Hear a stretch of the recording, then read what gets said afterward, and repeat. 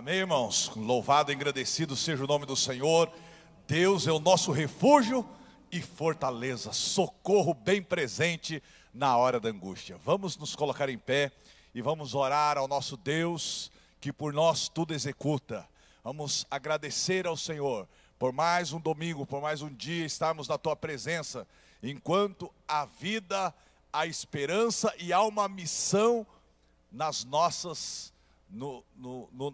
na nossa vida, em particular, a missão de proclamar a glória do Senhor. Amém? Vamos orar então. Pai, em nome do Senhor Jesus, queremos te agradecer e te louvar por mais esta manhã na tua presença. Recebe agora, Pai, este culto como, ó Deus, cheiro suave e agradável ao Senhor.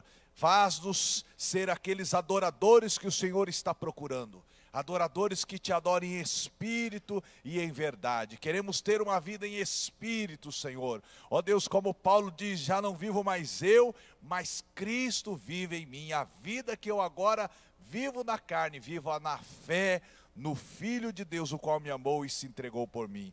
É nesta, ó Deus, é neste reconhecimento que o Senhor nos amou, que o Senhor se entregou por nós, que nós queremos oferecer a nossa vida a cada dia, como sacrifício vivo, santo e agradável ao Senhor, que é o nosso culto racional. Abençoa cada um de nós que estamos aqui, aqueles que estão chegando, aqueles que estão nas suas casas. Ó Deus, que o Senhor esteja visitando o teu povo nesta manhã. Manifesta a tua glória, a tua presença em nosso meio, em nome do Senhor Jesus. Amém. Ainda em pé, vamos adorar ao Senhor, ao Deus de amor e de imensa bondade, com voz de júbilo, vinde aclamai. Amém? Vamos adorar ao Senhor.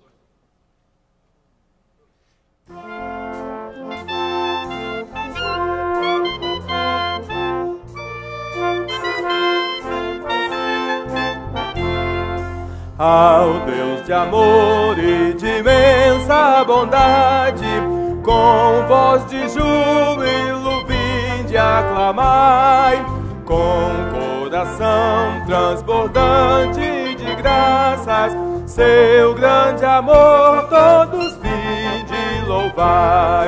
No céu, na terra, que maravilhas vai operando o poder do Senhor, mas seu amor aos homens perdidos das maravilhas é sempre a maior. Já nossos pais nos contaram a glória de Deus falando com muito prazer, que nas tristezas, nos grandes perigos, Ele os salvou por seu grande poder. No céu, na terra, que maravilhas vai operando o poder do Senhor, mas seu amor aos homens perdidos das maravilhas é sempre a maior. Hoje também nós bem alto cantamos, que as orações Ele nos atendeu. Seu forte braço que é tão compassivo, em nosso auxílio Ele sempre estendeu. No céu, na terra, que maravilhas vai operando o poder do Senhor.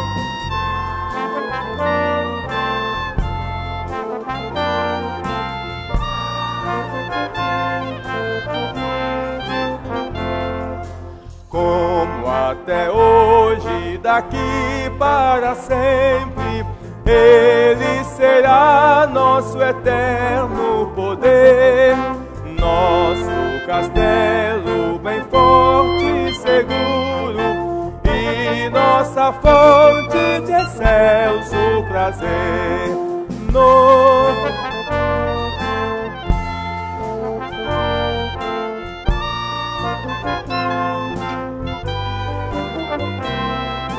Mas seu amor aos homens perdidos das maravilhas é sempre a maior. Amém. Bom dia, irmãos. Irmão, tomando café hoje não. Todo mundo fraquinho, rapaz, ninguém acordou, frio. Bom dia, irmãos. Agora melhorou, é assim. Estamos cantando aqui as maravilhas do nosso Deus, que além da maior maravilha que é o seu amor, outras Ele fez. O céu, a terra, o mar, fez cada um de nós, não é isso? Grandes maravilhas, únicas. Cada um é único, é exclusivo do nosso Deus. E agora vamos cantar com alegria. Grandioso és tu, Senhor meu Deus. Quando eu maravilhado fico a pensar, contemplo a tua imensa criação. Gente, é lindo demais isso. Acordar de manhã, ouvir os pássaros, ver o sol, é muito bonito. Então, vamos cantar agora com alegria, soltar a voz. Vamos lá, pastor Marco, tia Tati, Neumar, vamos lá. Quem mais está por aí? Renatão, solta a voz. Sandoval, bom te ver aqui, solta a voz. Cordeiro de Deus, Eudo, é você que está aí? Isso, Eudo, solta a voz, vamos cantar. Povo do Canto Grande aqui. Benevides, canta para aquecer a voz, daqui a pouco está contigo, vamos lá. Quem mais ali? Penetra, solta a voz, vamos cantar com alegria. Aqui é ruim de enxergar, mas todo mundo, vamos cantar com alegria, porque o nosso Deus merece melhor, tá bom? Grandioso és tu. Aquele coral bonito. Quem souber as vozes, tenor, contralto, baixo, cante, para adorar com sinceridade, com alegria ao nosso Deus.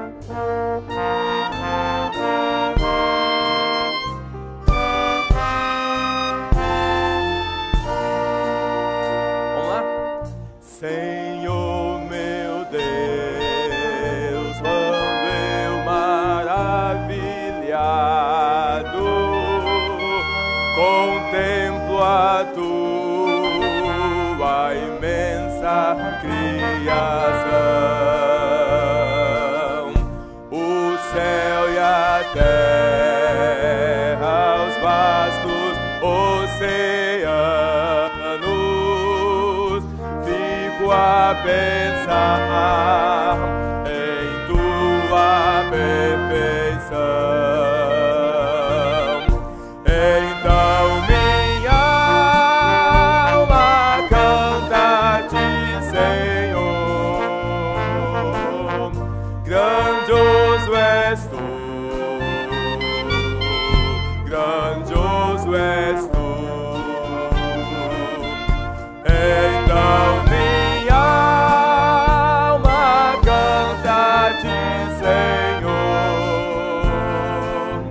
grandioso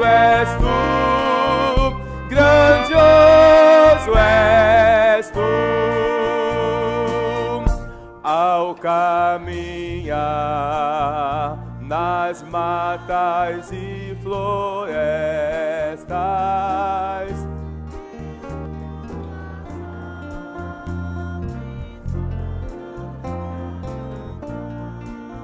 Tá bonito, vamos lá. Vai, Jean.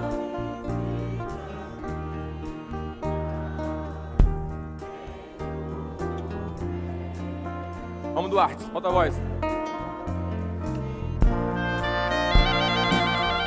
Então minha alma canta a ti, Senhor.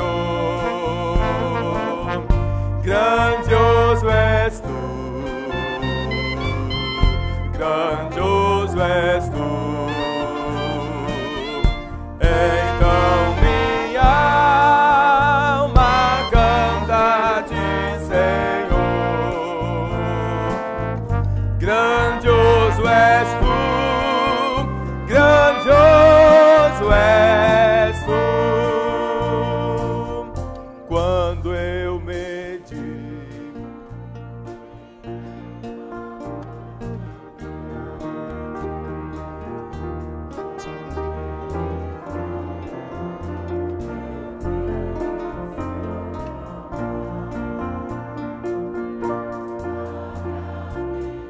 Vamos, Zé Carlos, solta a voz. Vai, Raquel.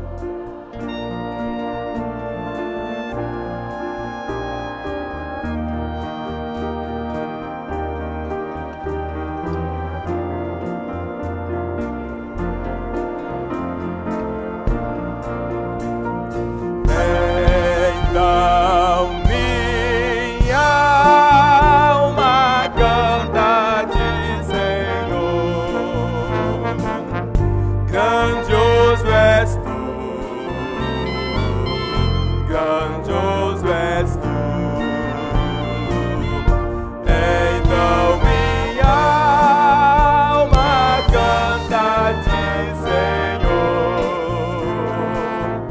Grandioso és tu, grandioso és tu.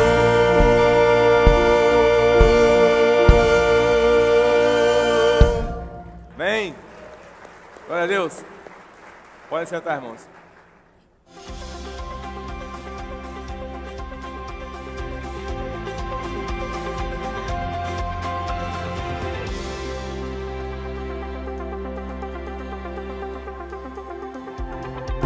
Olá, sinta-se bem-vindo na casa do nosso Deus. Começa agora o nosso informativo, por favor, fique atento. O lar é o ambiente no qual a família cresce e desenvolve os relacionamentos. Desde cedo, os pais devem ficar atentos à maneira pela qual os seus filhos se dirigem aos irmãos e amigos. Os pais devem ser os primeiros a cuidar de como eles próprios fazem esses tratamentos. Apelidos e comparações pejorativas não podem ter lugar na família. A criança ainda está aprendendo quem é, e se os pais ou irmãos a rotulam de algo ou lhe dão algum apelido, ela corre o risco de acreditar ser o que dizem. Pais nunca devem qualificar os filhos como esse é desajeitado, aquele é relaxado, esse não gosta de estudar, aquele nunca vai ser ninguém. Muitos problemas na vida adulta se originam na infância, por fala dos pais. Com o decorrer dos anos, as crianças repetem essas atitudes na escola porque são comportamentos aprendidos em casa. Provérbios 11:12 diz: o homem que não tem juízo ridiculariza o seu próximo, mas o que tem entendimento refreia sua língua. Fazer comparações pejorativas, além de demonstrar profundo mau gosto, é letal para uma personalidade em desenvolvimento. Esta semana, sugerimos que, no discipulado com o seu filho, pergunte se, em algum momento na brincadeira ou não, você algum dia disse palavras que o rotulasse de algo que ele não concorda. Pergunte se alguma outra pessoa também o fez.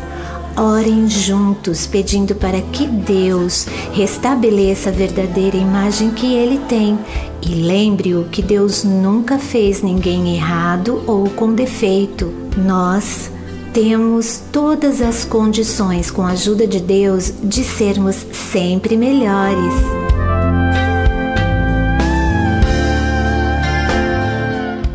Atenção, pais de crianças e pré-adolescentes. Esta é a oportunidade de integrar seus filhos nos grupos de coreografia do Mini, onde eles descobrem que podem louvar a Deus com seu corpo. Também aprendem a trabalhar em equipe, a respeitar e obedecer o líder, se relacionam e desenvolvem amizades saudáveis. Os ensaios começam nesta quarta-feira, dia 2, às 19h30, e a inscrição, que é de R$50, pode ser feita no site da igreja.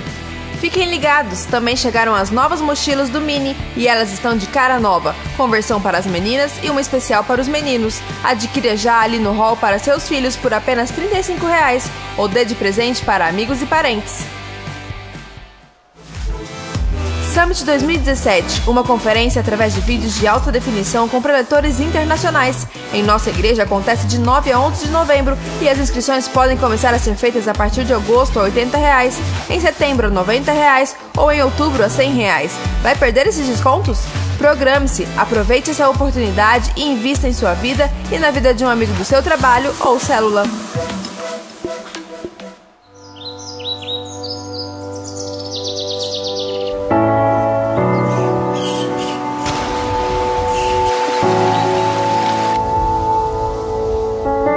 Existe um desejo no coração de Deus de nos levar àqueles momentos em que nossas motivações serão checadas. Assim como o ferro é forjado e o ouro é purificado sob a ação do fogo, nós também seremos. Para que o nosso caráter seja provado e aprovado, e as nossas emoções fortalecidas em Deus.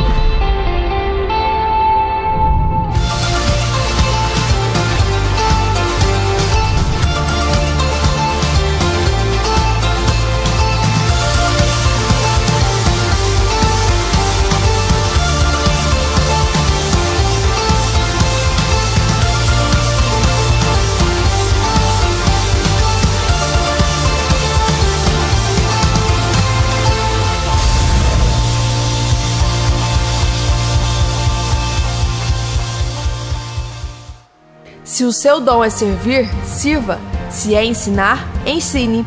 Romanos 12, 7.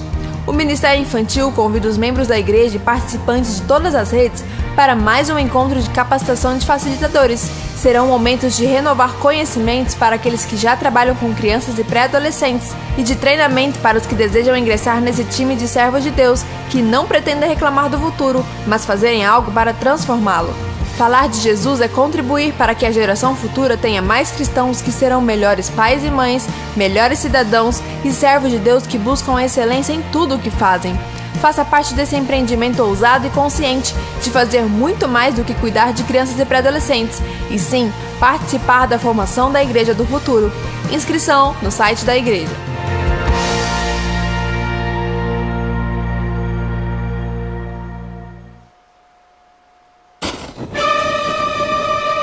No próximo final de semana, dias 4, 5 e 6, acontece a nossa tão esperada Conferência Missionária 2017, com o tema A Missão é Possível. Os preletores serão Alípio Coutinho, missionário da Junta de Missões Mundiais, Pastor Afonsil, Juan e Kim e Caleb, missionários entre os povos de alcance criativo. Na sexta-feira, dia 4, começa às 7h30, no sábado, às 7 da noite e domingo em todos os cultos. Desde já estende a oração para ouvir de Deus qual será o valor da sua OMF para o próximo ano. O que é a OMF? Oferta Missionária de Fé. Nossa igreja usa esse cartão para fazer um orçamento para missões para os próximos 12 meses e você tem o privilégio de participar dessa obra maravilhosa. Os pastores e líderes da Primeira Batista sonham com um dia em que cada membro participará contribuindo para a participação da obra missionária. Para você que é ofertante, peça a direção de Deus para preencher com um novo valor para os próximos 12 meses. Para você que nunca ofertou, comece agora com a direção de Deus com um valor dentro do seu orçamento para cada mês contribuir com um valor. Você também pode fazer isso através do seu cartão de crédito. Passe no balcão da igreja e faça ainda hoje a sua parte. Prepare-se para estar conosco nestes dias em que seremos muito impactados. Ore, participe, oferte e creia, porque a missão é possível. Conferência Missionária 2017. Para rever essas e outras notícias, veja o seu boletim ou acesse o nosso site. Se você ficou com alguma dúvida, por favor, entre em contato conosco. Tenham todos uma ótima semana, que Deus te abençoe.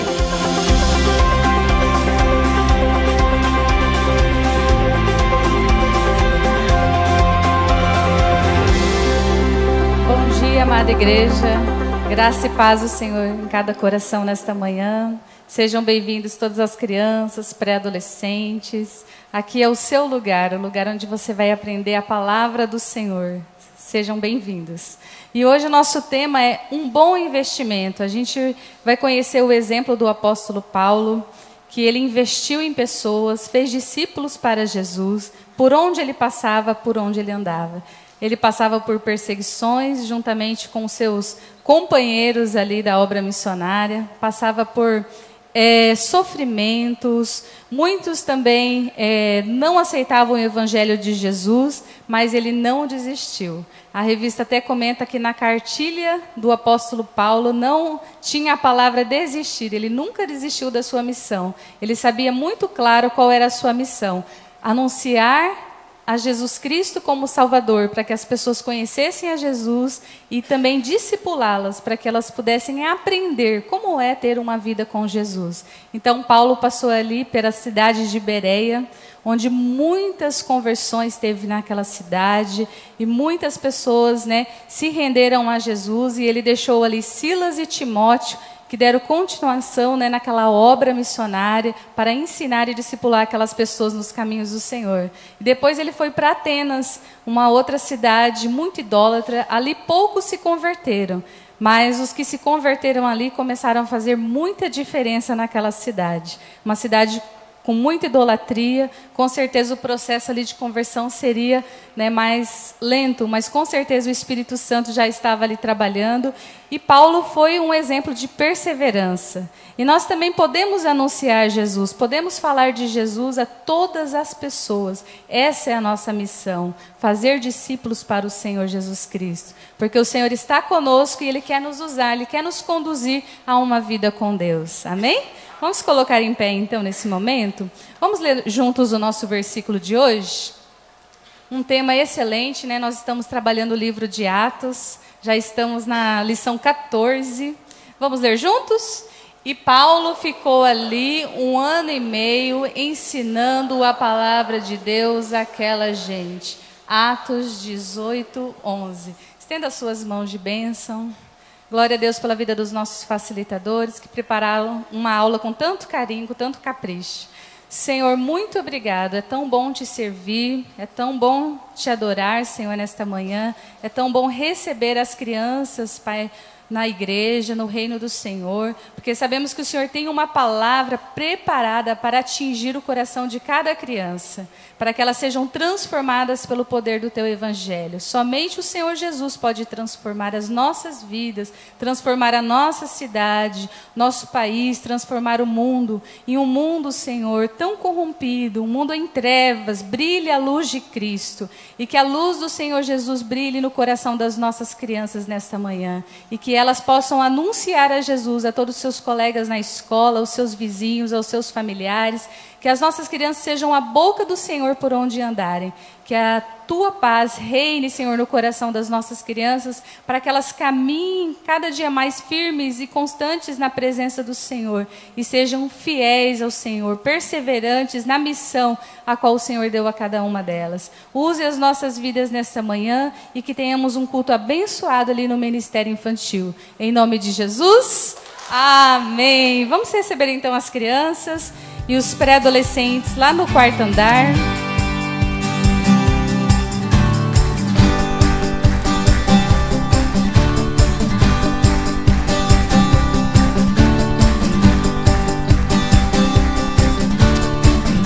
Amém, glória a Deus, uma salva de palmas ao Senhor pela vida das nossas crianças. Amém. E a nossa oração é que Deus sempre traga mais e mais vidas para aprender do Senhor Jesus. Amém? Todos podem sentar-se, lembrando da conferência missionária 4 e 6 de agosto.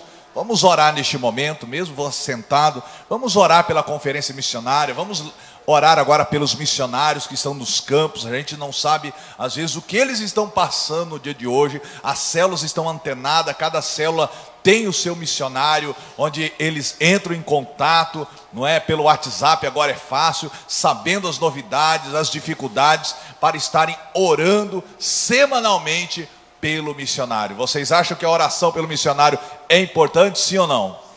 Então vamos orar, né, irmãos? Vamos segurar as cordas para aqueles que estão descendo, para resgatar aqueles que estão nas trevas. Vamos orar neste momento pela conferência missionária e pelos nossos missionários. Pai, no nome do Senhor Jesus, ó Deus, que privilégio temos, Senhor, de podermos falar com o Senhor, de podermos orar e saber que a nossa oração é recebida diante do Teu altar. O Senhor mesmo diz que nós devemos orar e interceder por todos os homens.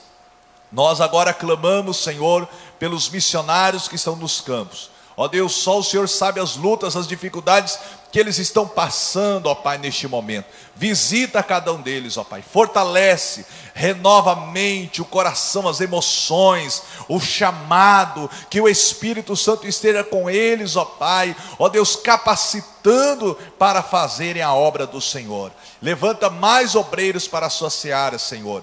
E agora apresentamos a conferência missionária. Ó Deus, um momento tão especial para a nossa igreja, para as nossas vidas. Ó Deus, renova os nossos corações, a nossa visão espiritual acerca de missões. Ó Deus, o nosso comprometimento particular em fazer a nossa missão na nossa casa, no nosso trabalho, com as pessoas que nós convivemos. Senhor, abre os nossos olhos para ver a seara que é grande, está branca, pronta para a ceifa. Senhor, usa-nos como ceifeiros, como obreiros na causa do Senhor, em nome de Jesus. Seja com o pastor Djalma, com toda a equipe do Ministério de Missões, tudo que está sendo preparado, que a bênção do Senhor esteja sobre cada um deles, e que esta conferência seja algo maravilhosa na vida da nossa igreja, em nome do Senhor Jesus. Amém. Amém, irmãos? Nós queremos nesta manhã conhecer as pessoas que não são membros da nossa igreja, mas estão aqui conosco para adorar e louvar ao Senhor. Nós queremos cumprimentá-los, queremos conhecê-los. Por gentileza, se você não é membro da nossa igreja, eu convido você neste momento a se colocar em pé, para que nós possamos conhecê-los, amém? Ali um casal, sejam muito bem-vindos. Lá no fundo também, aqui, vamos nos levantar e cumprimentá-los. Uma salva de palmas ao Senhor pelos nossos convidados, pelos nossos visitantes. Sejam muito bem-vindos no nome do Senhor Jesus. Que Deus abençoe a sua vida. Glórias a Deus. E agora nós vamos estar adorando ao Senhor, trazendo os nossos dízimos, as nossas ofertas, o compromisso com a OMF, Oferta Missionária de Fé. Amém? Traga com alegria aquilo que Deus tem colocado no seu coração, em gratidão, em fidelidade ao Senhor. Vamos estar adorando ao Senhor.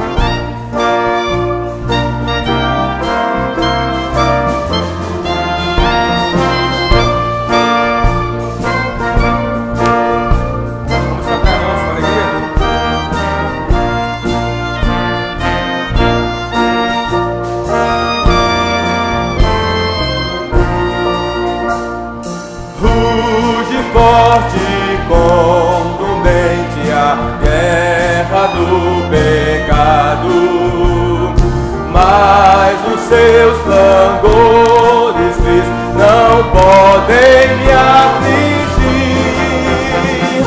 Sei em quem confio, pois na rocha estou firmado.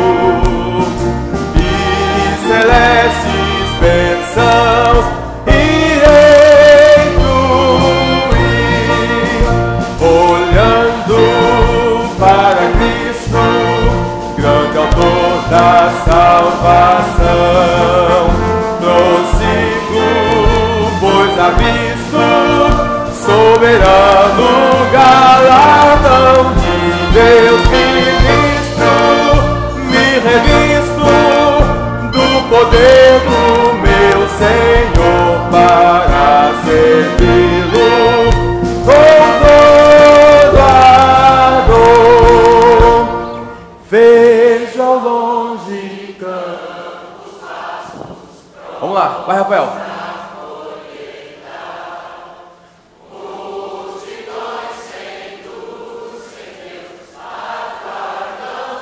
Vamos, quero ouvir, vamos lá. Isso. Vai, Benê. Vai, Cordeiro.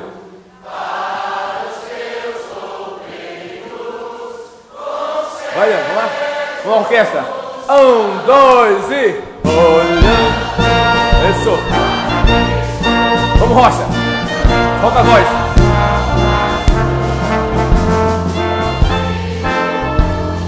Isso. Vai, Zacá.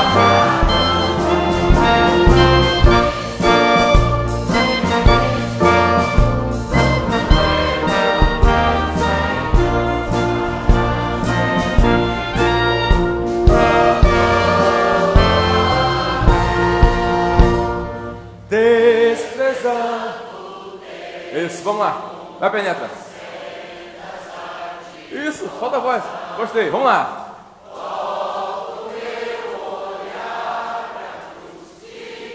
Me resgatou. Isso, vamos lá, vai.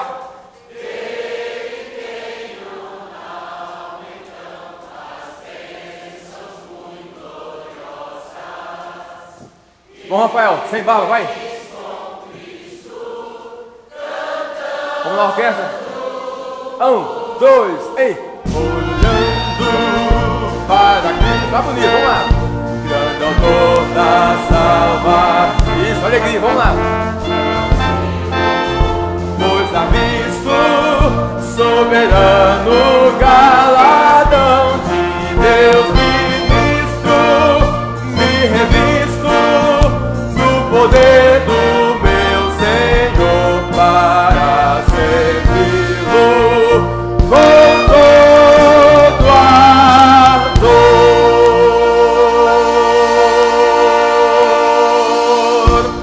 Amém. Pode sentar, Benevides. Vem para cá, meu filho. Vamos adorar o nosso Deus agora com o nosso irmão Benevides. Ei, vozeirão, hein? Chega, meu querido. Ele te fez o único, rapaz. É só você com essa voz. Deus abençoe. Amém. É emoção grande, né? Quando você fala Benevides, aí eu tenho que lembrar aqui do doutor que canta também aqui, esqueço o nome dele, o Vladimir, José Bernardes, o quartetão. Nossa igreja está bem feliz. Eu falei para o pastor Gilson, o senhor deve ficar muito feliz, né? Está cheio de talentos na nossa igreja, amém? E outra coisa, irmãos, ouvir a voz de todos cantando, irmãos, é maravilhoso. Como é maravilhoso ouvir a igreja cantar, louvando ao Senhor. Mas, sem mais delongas, irmãos queridos, eu, Jerusa, estou um pouquinho cansado, que tivemos uma visita e ficou bem tarde em casa, eu dormi, ainda fui sair à noite, para decorar está difícil, mas, quero dizer sobre algo muito importante que eu, Jerusa, vamos começando a fazer assim, devagar, né? Alguns convites que a gente recebe de pessoas enfermas. E eu quero também avisar ao pastor que desde jovenzinho eu sempre obedeci tudo que eu estou fazendo na igreja. Em primeiro lugar, eu tenho que comunicar aos pastores. Então, quero comunicar ao pastor que eu e Jesus estamos fazendo esse trabalho assim, né? Amém? Então, só para deixar o pastor e aviso o pastor Gilson, tá? Então, irmãos, e numa das visitas, irmãos, uma irmã muito querida dessa igreja, que trabalhou tanto tempo nessa igreja, o pastor deve ter visitado, a irmã Ismene, e ela queria que a gente fosse, e eu fui. Irmãos, eu quero falar sobre, o Hino Canto, ele fala sobre o Espírito Santo. Então, como é gostoso, a gente vai fazer uma visita, né? Assim, preocupado, né? Mas a gente sai de lá feliz. Irmão, aquela irmã tão querida, trabalhou tanto, ali naquela cama, sem poder se mexer, as pessoas cuidando dela. mas o sorriso estava nos seus lábios. Ah, irmão, como é bom confiar em Deus. A gente viu o sorriso nos lábios dela, assim, e falando do amor de Deus daquela maneira, eu falei, meu Pai do céu, é só Deus, é só Jesus, é o Espírito Santo, que a sua função é essa, ele intercede, né? Ele consola. Ah, irmãos, e ele é o nosso, também o nosso advogado. Ah, meu irmão, por isso eu sempre digo, sem Deus, sem Jesus e seu Espírito Santo, né? Principalmente nessas horas difíceis que a gente atravessa, nós não somos nada. Eu só quero ler só esse versículo aqui, deixar ele já entrar no hino. Depois os irmãos conferem cá. João 14, versículo 16. E eu roguei ao Pai. É as últimas instruções, né, pastor? Aos discípulos, né? E eu roguei ao Pai, no final ali, falando com o discípulo. E eu roguei ao Pai, e Ele vos dará outro Consolador, para que fique convosco para sempre. Amém? Amém. Ele está conosco para sempre. Aleluia! A glória a Deus.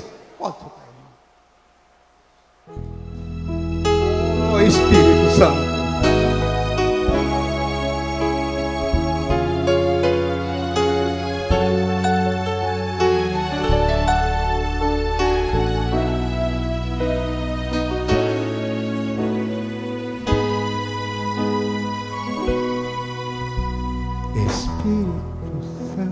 De Deus, eu preciso de ti. Ainda que eu não mereça, preciso sim do seu amor, da sua paz e do seu poder. Preciso sim de força para viver. Sem tua presença eu sei, eu não sou nada. Seria um barco no mar ao naufragar. Somente em ti terei segurança e paz. Ó, vem Espírito Santo em mim morar. Espírito Santo de Deus, eu preciso de ti. Ainda que eu não mereça, preciso sim do seu amor, a sua paz e do teu poder. Preciso sim de forças para vencer. Ah, Espírito Santo de Deus, vem em nós habitar. Com tua santa unção nos purificar. Ó, vem encher a sua igreja, oh, o seu poder. Ó, vem Espírito Santo em mim. Espírito Santo de Deus, eu preciso de ti. Ainda que eu não mereça,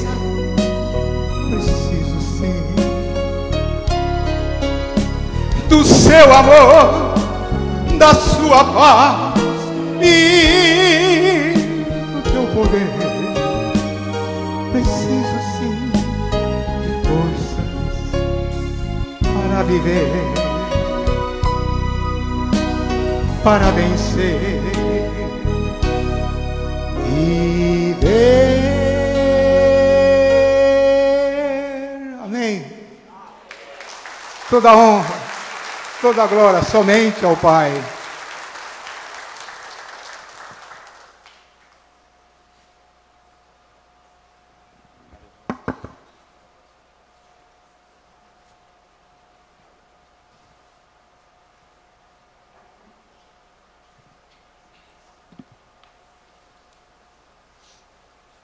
Glória a Deus.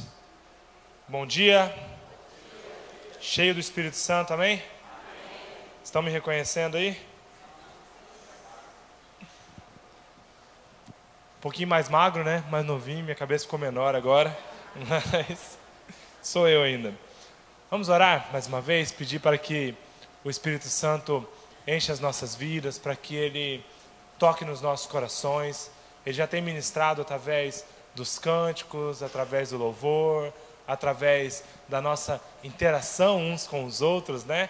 Às vezes uma palavra que nós ouvimos dos nossos irmãos, um abraço, e o Espírito Santo tem usado as nossas vidas para tocar as pessoas. Então feche seus olhos agora, peça para que o Espírito Santo fale com você mais uma vez, mas principalmente para que Ele use a sua vida como um canal dele, como um canal. Deus, em nome de Jesus, nós te agradecemos pelo Espírito Santo. Espírito Santo, toca em nossos corações, continua ministrando sobre as nossas vidas, falando conosco.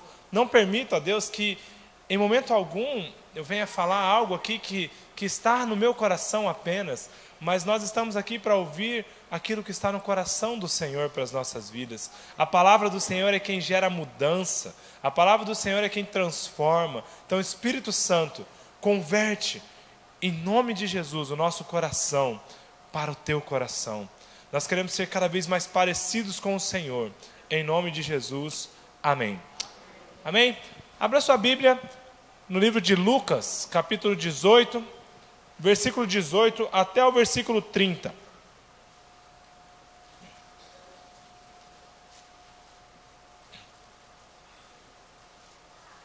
Lucas 18, do 18 até o 30. Essa mensagem, talvez na sua Bíblia aí vai estar escrito o tema jovem rico, né? Ou um homem rico, ou um moço rico, ou uma pessoa muito rica, né? Eu já vi vários, algumas títulos que a própria Bíblia já nos traz. E talvez você já ouviu essa palavra, já ouviu essa mensagem outras vezes. Eu mesmo já ministrei essa mensagem, não nessa reunião, não nesse culto, nos cultos da manhã aqui da igreja, mas em outros tempos. E o que acontece é que no capítulo 18 de Lucas, a mensagem de Jesus, ela gira em torno de um tema, que é a vida eterna, que é a salvação. Jesus, ele vem falando sobre isso, ele vem falando sobre salvação, vem falando sobre a vida eterna ali durante o capítulo inteiro. E nessa manhã eu queria que você refletisse comigo sobre isso, sobre a vida eterna, sobre como o irmão Benevides citou aqui, se você chegar a ficar parado numa cama de um hospital, sobre se você tiver os seus problemas familiares, os seus problemas na sua casa, seja na sua empresa, no seu emprego, aonde você estiver, onde está o seu coração? O seu coração está nesse mundo? O seu coração está nessa terra? O seu coração está nas circunstâncias? Ou o seu coração está na vida eterna? A nossa esperança tem que ser a vida eterna. Porque se nós vivermos apenas para esse tempo, apenas para esses poucos anos de vida que passam muito rápido, né? E quando a gente tem filho a gente vê que passa mais rápido ainda, né? Mas que passam muito rápido, nós estamos jogando a nossa vida fora. A nossa vida não acaba aqui. Nós temos que viver na esperança da vida eterna.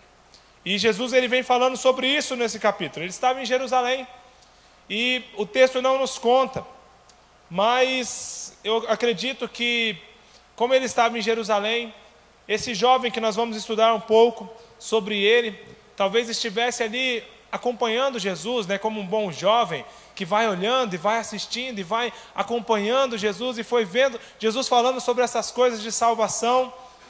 E talvez o coração dele começou a ficar inquieto, porque ele era um jovem religioso, era um jovem que tinha os seus ensinamentos bíblicos, mas ele sabia que faltava alguma coisa.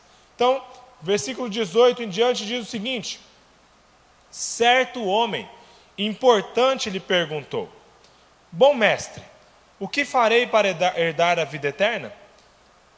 Por que me chamas bom? Respondeu Jesus. Não há ninguém que seja bom, a não ser somente Deus. Você conhece os mandamentos? Não adulterarás, não matarás, não furtarás, não darás falso testemunho, honra o teu pai e a tua mãe.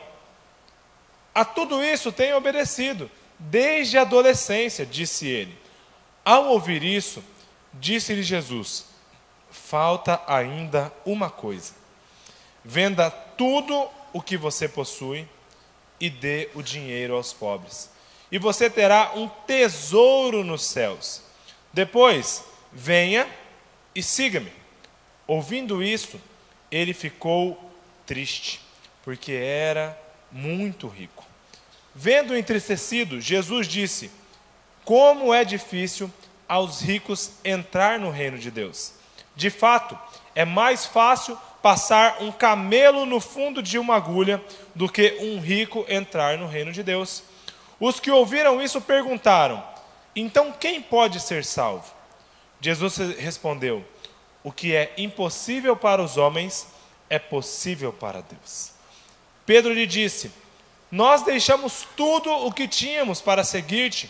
Respondeu Jesus: digo a verdade, ninguém que tenha deixado casa, mulher, irmãos, pai ou filhos por causa do reino de Deus, deixará de receber na presente era muitas vezes mais, e na era futura a vida eterna. Glória a Deus. Amém? Esse é um texto que fala sobre um jovem rico, um jovem importante, que eu já vi algumas mensagens, né? Eu vi, na verdade, uma mensagem há um tempo atrás, de um pastor que disse que ele era o rico mais pobre da Bíblia, né? Porque ele era rico, mas ele não tinha salvação. Eu acho que é um exagero dizer que ele era o mais pobre, porque havia outros ricos que eram miseráveis, que não conheceram a Jesus, não tiveram contato com Jesus. Mas o que é fato é que ele era um pobre rico. Então o título dessa mensagem essa manhã é O Pobre Rico. Ele era pobre, mas tinha dinheiro.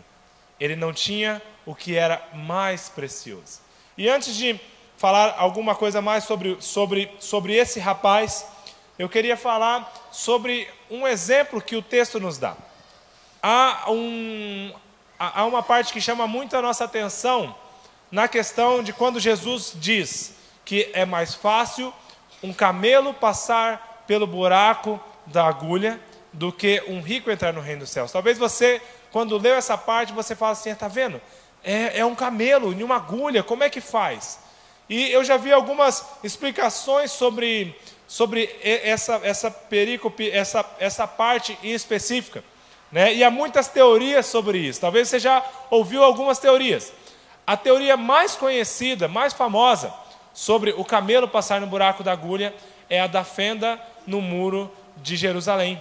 Alguém já ouviu essa história? Que tinha uma fenda, tinha um buraco, né? E eu vou contar para vocês rapidamente, só para ilustrar, mas há um boato, né? Há uma lenda de que a Jerusalém, na verdade, ela era cercada, tinha os seus muros, né? A cidade era protegida, e que à noite eles fechavam os muros. Para quê? Para que os ladrões, os salteadores, os exércitos inimigos não invadissem a cidade e os pegassem desprevenidos. Eles teriam um muro para se preparar caso alguém os atacasse.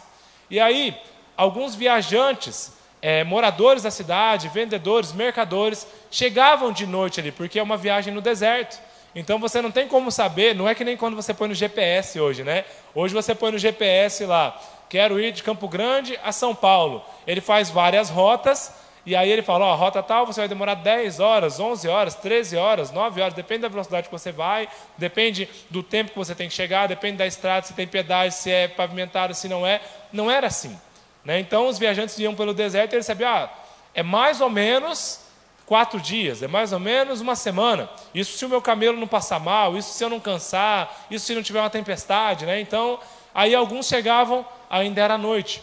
E há esse boato, essa lenda de que as pessoas que eram da cidade sabiam que havia uma fresta no muro, aonde eles podiam passar sem que ninguém soubesse, né? E que aí essa fresta ela era muito pequenininha, e que era vigiada, logicamente, mas que era muito difícil de você entrar, que pessoas a pé poderiam passar.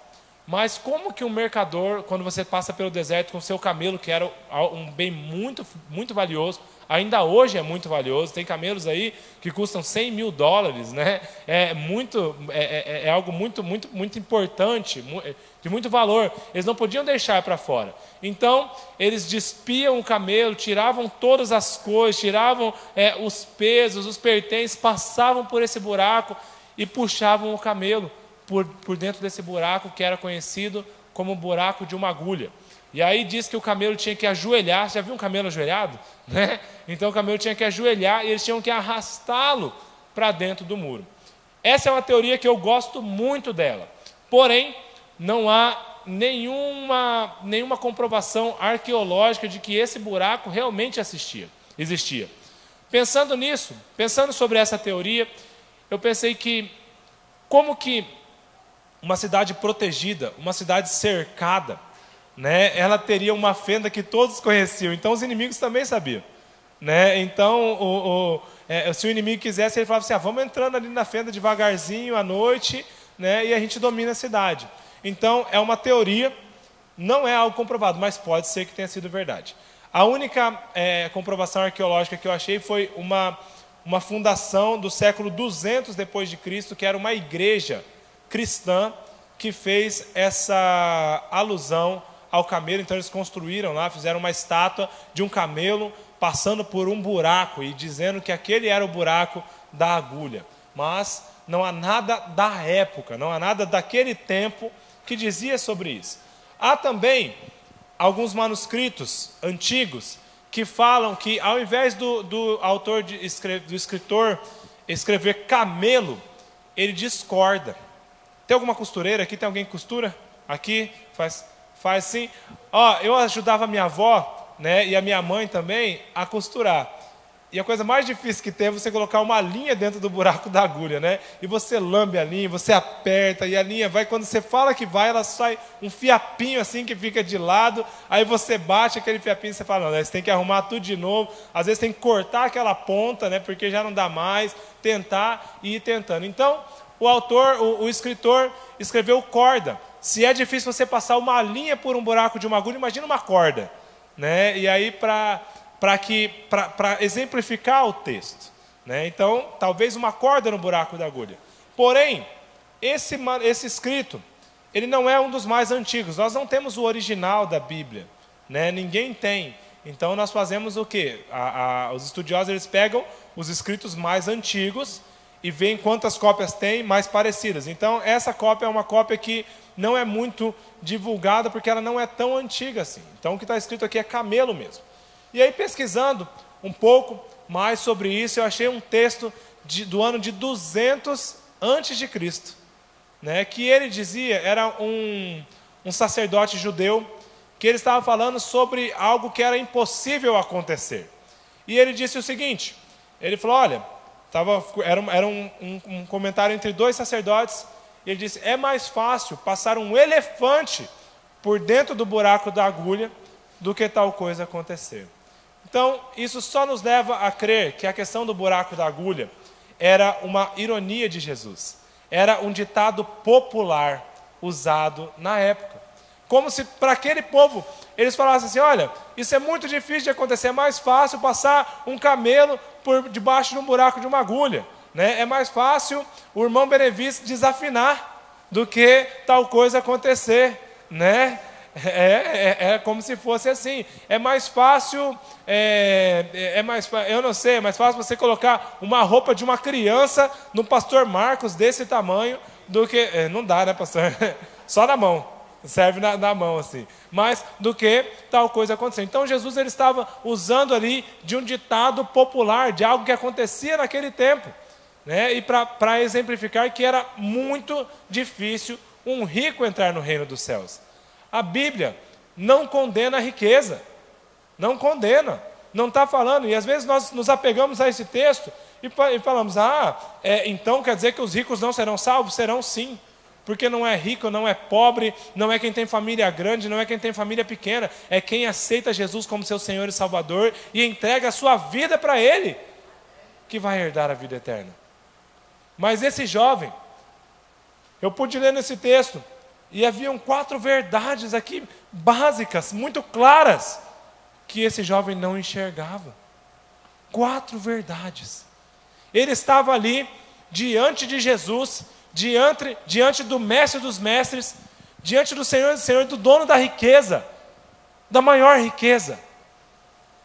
Talvez ele andou atrás de Jesus em Jerusalém, Jesus falando de salvação, e um pouco antes, num versículo antes do encontro desse rapaz com Jesus, foi aquele encontro de Jesus com as crianças. E Jesus fala: deixe que venham as minhas crianças, porque quem não tiver um coração como de uma criança, não herdará o reino dos céus. Que sabedoria! E aí talvez o coração dele se tremeu, porque ele falou: meu coração não é como de uma criança, eu não sou inocente, eu não sou puro, eu tenho muitas coisas aqui, eu sou rico, eu sou conhecido, eu sou talvez poderoso, mas eu não estou entendendo mais nada do que esse homem está falando. E aí ele pensou: eu vou falar com esse Jesus, eu vou numa oportunidade, eu vou falar com ele. E a primeira verdade, esse jovem não sabia quem Jesus era. Esse jovem não sabia de fato com quem ele estava falando. Você sabe quem é Jesus? Você sabe quem é Jesus? Ou você está apenas andando como esse jovem, olhando ele falando algumas coisas, olhando algumas pessoas vivendo ao lado dele, mas de fato sem conhecê-lo de verdade? Esse jovem, ele não sabia quem era Jesus pelo simples fato da abordagem de como ele chegou até Jesus. Ele chegou elogiando Jesus, mas Jesus conhece o nosso coração. E ele chegou: bom mestre. E aí vem Jesus com uma resposta muito certeira e direta e diz: por que você me chamas bom? Não sabeis que bom é somente Deus? Na verdade, o que esse jovem estava fazendo ali não passava de uma pegadinha, não passava de uma pegadinha para Jesus, chamando Jesus de bom, mas ele estava querendo dizer para Jesus: eu também sou bom, eu sou conhecido, eu faço muitas coisas. A resposta que esse jovem esperava de Jesus era que quando ele chegasse em Jesus e dissesse: bom mestre, Jesus falasse para ele: que isso? Bom é você, rapaz. Olha quantas coisas você faz, você é justo, você ajuda as pessoas, você ficou rico de forma digna, você não trapaceou, você é um bom religioso. Bom é você, né? Quantas coisas boas você faz, quantas coisas boas você tem feito. E às vezes nós chegamos até Jesus sem saber com quem nós estamos falando, e nós elogiamos a Jesus e nós começamos a falar de nós mesmos. Quando nós estamos à frente de Jesus, quando nós estamos orando e falando com Deus, nós temos que ter primeiro a certeza de que Ele conhece o nosso coração. Então não adianta nós orarmos com uma oração decorada, não adianta nós falarmos de perdão e chorarmos na presença dEle. Às vezes nós nos choramos, mas só porque os irmãos estão olhando. Mas na verdade, por dentro, eu estou pensando lá em casa, eu estou pensando nos problemas, estou pensando no que eu vou pagar as contas do mês, estou pensando na novela que vai passar essa semana, eu estou pensando nos problemas do meu filho, do meu neto, do meu sobrinho, na minha empresa. Mas por fora, eu estou usando palavras bonitas na oração e dizendo: ó bom Deus, sacerdote, arquiteto do universo, tu que criaste todas as coisas, com palavras bonitas, mas vazias.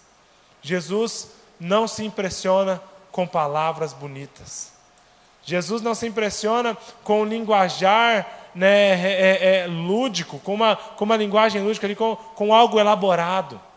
Jesus se impressiona com o coração quebrantado e derramado na presença dEle. Então, nós devemos saber com quem nós estamos falando e saber que Jesus não se impressiona com essas coisas, Ele não é como nós. Às vezes nós vamos falar com algumas pessoas e elas têm uma palavra tão bonita e eles têm um jeito de elogiar a gente que agrada ao nosso coração. Mas Jesus não é assim. Jesus é diferente. Jesus, Ele olha o nosso coração. Então, a primeira coisa, a primeira verdade que nós temos que saber, nós temos que conhecer a Jesus de verdade. Nós temos que saber com quem nós estamos falando. E de maneira nenhuma nós podemos nos comparar a Jesus. Lá no versículo 13 do texto, nós vemos duas orações. Um fariseu orando em pé. Versículo 13 versículo 11 do capítulo 18. Um fariseu orando em pé, no íntimo, né? E ele dizia: Deus, eu te agradeço, porque eu não sou como os outros homens, porque eu sou diferente. Porque eles são ladrões, eles são corruptos, eles são adúlteros. Nem mesmo como esse publicano que está aqui do meu lado. Eu jejuo 2 vezes por semana e dou o meu dízimo de tudo. Às vezes a nossa oração é assim: Pai, obrigado porque o Senhor me tirou de tal lugar. Obrigado porque eu não sou mais assim. Obrigado porque eu estou entrando na vida eterna. E nós vamos orando e colocando um salto alto e achando que somos parecidos com Jesus. E somos parecidos com Deus e somos ali cada vez mais santos e perfeitos e diferentes das outras pessoas. Sendo que a oração que agrada ao Senhor era a oração daquele publicano que dizia, mas o publicano ficou à distância, de longe, com vergonha, e dizendo, ele mesmo nem ousava olhar para o céu, não tinha coragem nem de olhar para cima, ele só olhava para baixo, mas ele batia no peito e dizia: Deus, tem misericórdia de mim, porque eu sou um pecador. Só isso, tem misericórdia de mim. Quando nós buscamos a presença do Senhor, nós temos que ter um coração humilde e quebrantado. Não há glória, não há herança, não há nada que me faça merecedor. Mas, pela graça de Deus, pela misericórdia do Senhor, Ele, através dEle, nós somos dignos, nós somos chamados dignos. A segunda verdade que ele não sabia quem Ele era de verdade. E nós também, como eu disse aqui, nós temos o costume de olhar as pessoas de uma forma externa, de uma forma pelo que as pessoas fazem. E Jesus confronta ele, Jesus pergunta para ele e fala assim: você não conhece os mandamentos? E ele cita os mandamentos: não matarás, não roubarás, honra o teu pai e a tua mãe, coisas que esse jovem fazia. E talvez, meus irmãos, esse jovem aí era o genro perfeito, né? Eu lembro quando eu cheguei na casa da Aline, na casa da mãe da Aline, ela olhou pela aparência externa assim, ela falou: meu genro, né? Não tem uma outra pessoa mais digna de namorar minha filha. Olha aqui, ó, rapaz bonito, bem afeiçoado, né? Fala bem. Eu não cheguei de terno ali, né? Mas olha só, eu imagino, ela fez um café, e aí o café esfriou, ela não queria nem que eu tomasse o café frio, ela fez outro café, falou: não posso deixar esse homem sair daqui de casa, né? Então, ela olhou ali pela aparência externa. E o jovem também, ele não olhava o próprio coração, ele olhava somente para as coisas que ele fazia. E ali, ele olhando para as suas atitudes externas, ele ficava achando que ele era digno de alguma coisa. E hoje nós temos aí na internet, hoje o pessoal fala sobre o Rodrigo Hilbert, né? Não sei se os irmãos sabem quem que é, mas tem um rapaz aí, o Rodrigo Hilbert, que ele é um homem loiro, bonito, alto, fala bem, tem um programa de TV, e ele faz muitas coisas, né? Ele constrói casa para os filhos, casa de madeira, ele cozinha, ele mata a própria carne que ele vai comer lá. Se ele foi fazer um cordeiro, ele sacrificou o cordeiro, carneou, fez, preparou, temperou e fez todo aquele assado. Então, ele é hoje chamado de um homem perfeito, né? É bonito, sabe cozinhar, sabe construir, é marceneiro, ele faz casa, constrói carro, arruma o motor da casa, faz crochê, costura as calças, busca os filhos na escola. Que hora que esse homem vive, se ele faz tudo isso, né? Ainda tem um programa de televisão. Esses dias eu estava assistindo o programa dele, né, e vendo um videozinho dele lá, né, o programa, e ele foi fazer um hambúrguer, né, um hambúrguer gourmet. Hambúrguer todo mundo sabe fazer, carne moída, né? Aí ele pegou, ele não podia ir no açougue comprar a carne moída, falar assim, moe para mim aí uma ponta de costela, mas ele pegou o próprio moedor dele ali, colocou na mesa, né, parafusou. Talvez alguém já teve esses moedores, eu já tive um na minha casa, um moedor desses que você moe, só que ele dá muito trabalho para limpar, e depois vai ficando sujo, então a gente desistiu, né? Aí vamos no açougue mesmo. E aí ele pegou o moedor, ele moeu a carne, ele cortou, ele carneou, ele preparou, temperou o hambúrguer, começou a fazer. Aí eu olhando e falando assim, até aí eu sei fazer tudo, eu sei fazer o hambúrguer, eu sei moer a carne, né, eu sei temperar. Aí ele fez a cebola caramelizada lá, e pôs um limãozinho e tal. Falei, bom, essa receita eu sei fazer. Mas a hora que ele me surpreendeu foi a hora que ele falou, ele estava fazendo um hambúrguer.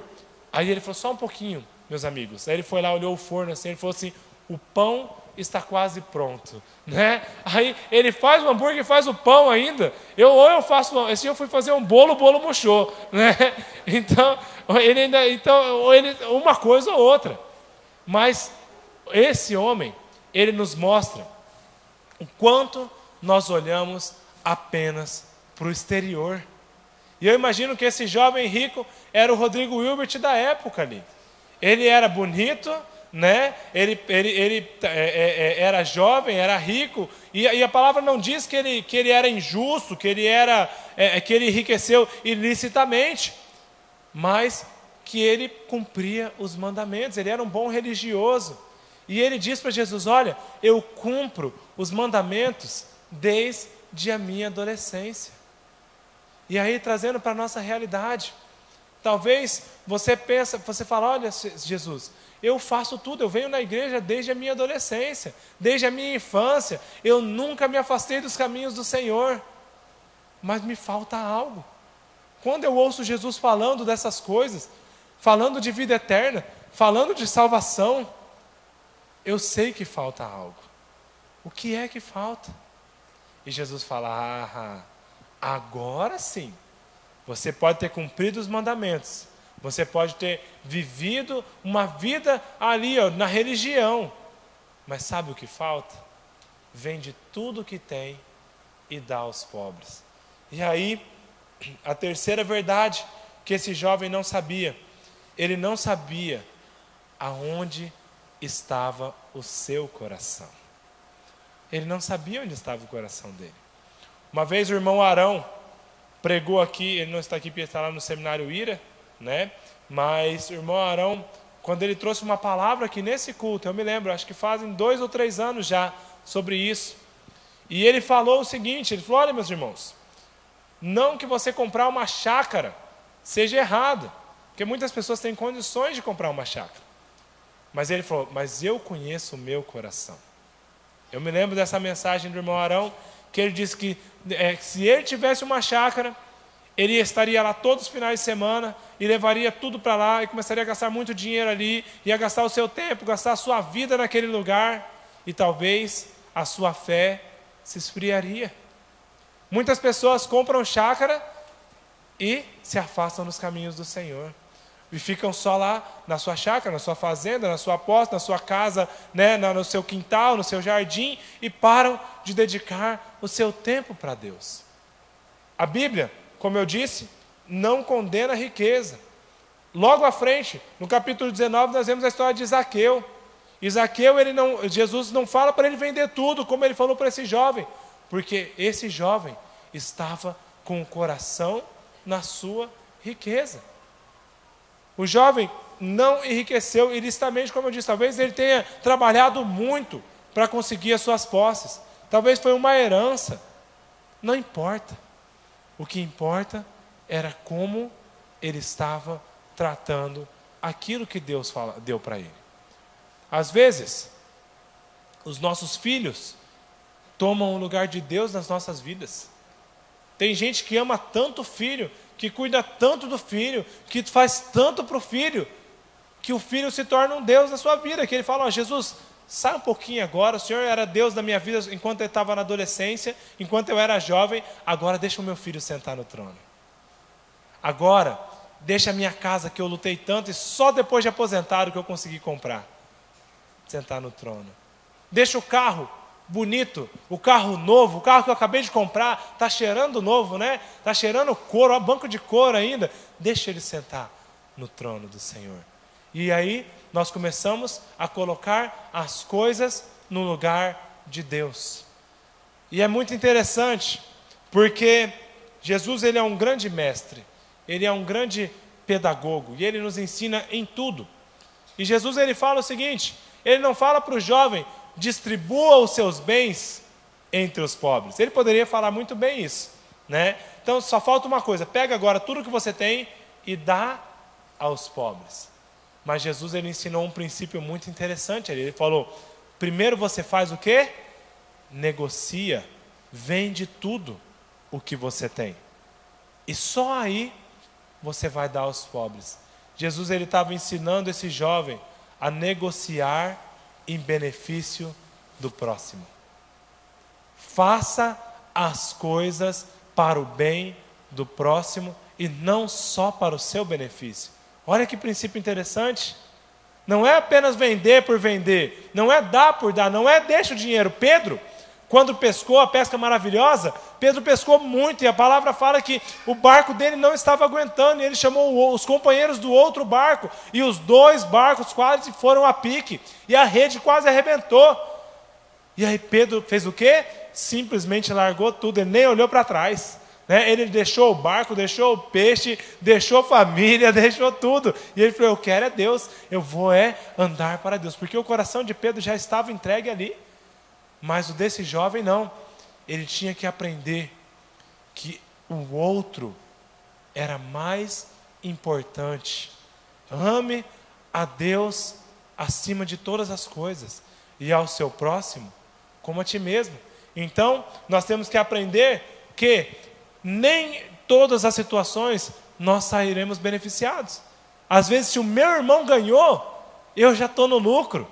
Se o meu filho ganhou, eu já estou no lucro. Se o meu cunhado ganhou, eu já estou no lucro. Se o meu vizinho ganhou, eu já estou no lucro. Porque eu quero mais é Deus. Eu quero mais é estar no centro da vontade de Deus. Então, esse princípio é muito importante. Nós temos que aprender a negociar também em benefício dos outros. Tem gente que faz tudo na igreja, faz tudo no ministério, mas ele sempre tem que estar ganhando, ele sempre tem que ser reconhecido, ele sempre tem que ter sido aplaudido, ele tem que ser o primeiro a cantar, ele tem que ser o primeiro a falar, ele tem que ser, a última palavra é a dele, e a gente faz as coisas às vezes do jeito certo, mas o nosso coração está errado. Quantas vezes você ficou chateado porque você fez as coisas, deu tudo certo, as pessoas saíram felizes, mas ninguém te elogiou, ninguém reconheceu, e aí talvez naquele momento você se sentiu como uma pessoa invisível, como alguém que não tinha valor. O mais importante é nós agradarmos a Deus e sabemos que Deus reconhece o nosso coração. Então, esse jovem não sabia aonde estava o seu coração.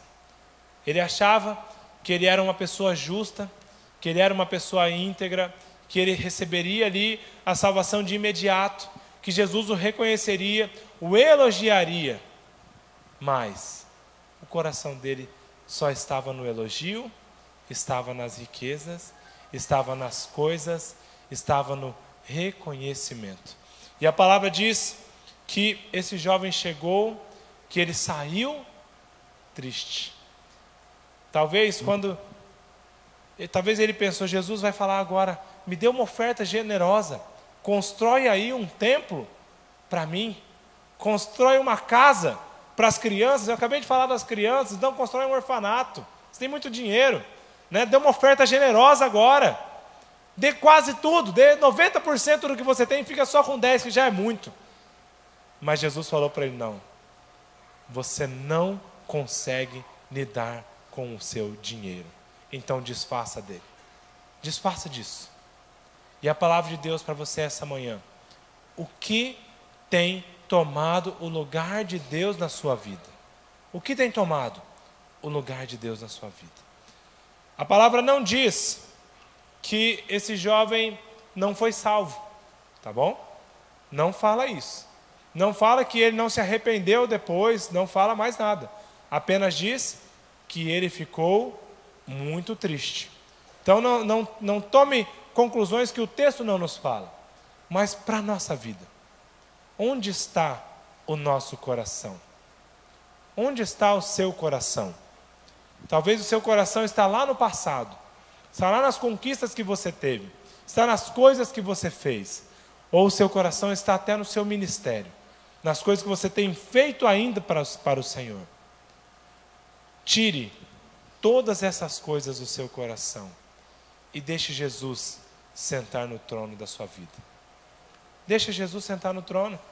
E quando Jesus está sentado, ele vai falar, olha, é isso, isso aqui está atrapalhando um pouco. Jesus vai coordenando. É como uma empresa, é como um time de futebol. Quando tinha um técnico, o técnico fazia uma escalação. E ele mandava, ele fazia, contratava, demitia.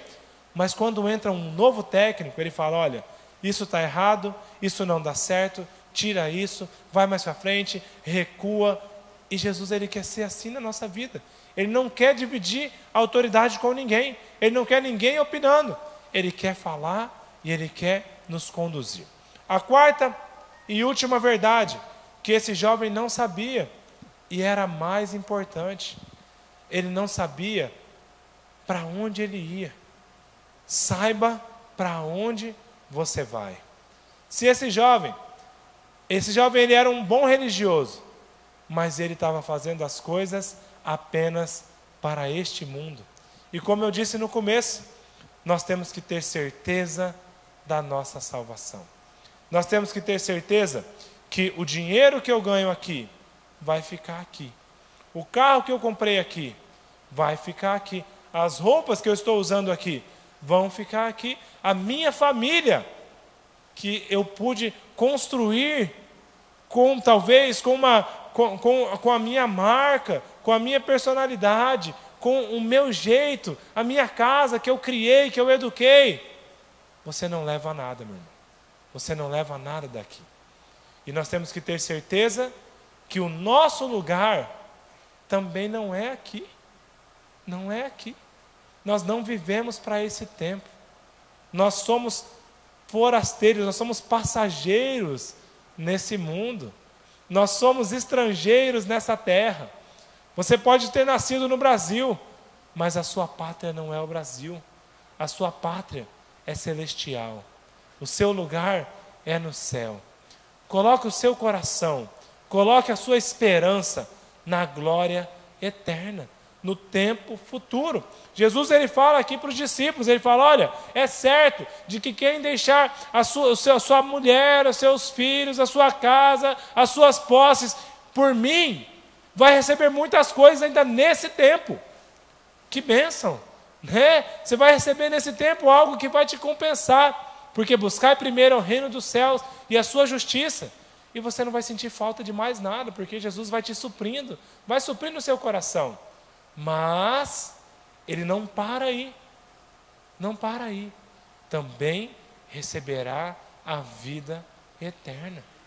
É a vida eterna, é para lá que nós vamos, é para lá que nós vamos. E nós temos a tendência a ter sempre uma mensagem, uma pregação humanista, e falar assim para as pessoas, olha, aceita Jesus que você vai ser curado imediatamente, você vai ter uma vida boa. né? Ontem uma pessoa falou isso, falou assim: depois que eu aceitei Jesus, a minha vida mudou totalmente. Antes nada dava certo, eu procurava emprego, não conseguia. Eu tentava namorar, ninguém gostava de mim. Eu ia estudar, não conseguia passar nas coisas. Mas depois que eu aceitei Jesus, tudo mudou. Não é apenas isso. Talvez você vai continuar doente. Aceitando Jesus, a sua enfermidade talvez não seja a hora, não seja a vontade do Senhor te curar daquilo. Talvez não seja a vontade do Senhor que você entre em tal emprego, em tal possibilidade. Mas é da vontade do Senhor que nós andemos com Ele na vida eterna. Que nós passemos a eternidade ao lado dEle. Jesus, Ele não falava como os outros mestres, mas Ele falava da vida eterna. Ele falava porque Ele tinha autoridade sobre a vida. E só Ele podia nos dar a vida que seguia após o fim desse tempo. Eu queria encerrar falando um pouco sobre esse jovem. Esse jovem, ele chegou diante do Senhor rico e ele saiu muito pobre. Mesmo não tendo dado tudo, ele saiu infeliz com aquilo que ele tinha. E eu quero fazer uma oração com vocês, eu quero pedir para que você feche seus olhos agora. Coloque a sua vida diante do Senhor nessa manhã. Coloque o seu coração diante do Senhor nessa manhã. Há algo que tem tomado o lugar de Deus sobre a sua vida? Há algo que tem tomado o trono do Senhor sobre a sua vida? E que você, mesmo vindo à igreja, mesmo sendo um bom religioso, mesmo orando todas as noites, orando antes das refeições, orando com a sua família, está incompleto ainda. Porque Jesus não está assentado sobre o trono da sua vida. Peça para Jesus agora assentar sobre o trono da sua vida, para que Ele governe a sua vida. Talvez você seja uma pessoa rica, talvez a sua riqueza não seja financeira, mas seja uma riqueza de conquistas. Você já conquistou muitas coisas na vida. Talvez a sua riqueza seja uma riqueza intelectual. Você já conquistou muitos objetivos na sua vida. Uma riqueza familiar. A sua família está bem criada, sua casa está bem criada, sua família está bem estruturada. Qual é a sua riqueza? Mas principalmente, onde está o seu coração? Pai, em nome de Jesus, nós clamamos ao Espírito Santo nessa manhã, mais uma vez. Espírito Santo, converte o nosso coração ao Teu. Espírito Santo, tira tudo aquilo que está dentro de nós, que está tomando o lugar do Senhor. Se é riqueza, se é dinheiro, se é família, se é casa, se é posse, nada tem valor para nós, a não ser agradar ao Senhor. Pai, nós não queremos ser como Marta em algumas situações, que fazia muitas coisas para o Senhor, mas não escolheu a parte melhor, que era a parte de estar assentado aos pés do Senhor. Nós não queremos ver o Senhor, mas não aproveitar a presença do Senhor, não nos deleitarmos no colo do Senhor, porque estamos muito ocupados, talvez com o ministério, talvez com as coisas, talvez com a nossa própria casa ou com os nossos problemas. Pai, não permita que nada venha tomar o lugar do Senhor em nossas vidas. Nós queremos ser ricos, porque nós temos o maior tesouro de todos, que é a presença do Senhor, que é a vida eterna, que é andar, passar a vida terrena de mãos dadas com Jesus. E a vida eterna de mãos dadas com Jesus ainda, porque nós não vamos largar a sua mão em momento algum. Essa é a nossa oração, em nome de Jesus. Em nome de Jesus. Amém? Não vai embora ainda. Nós teremos agora o pós-lúdio e depois o pastor Marcos vai vir e vai despedir os irmãos, e eu estarei ali na porta para cumprimentar os irmãos em nome de Jesus.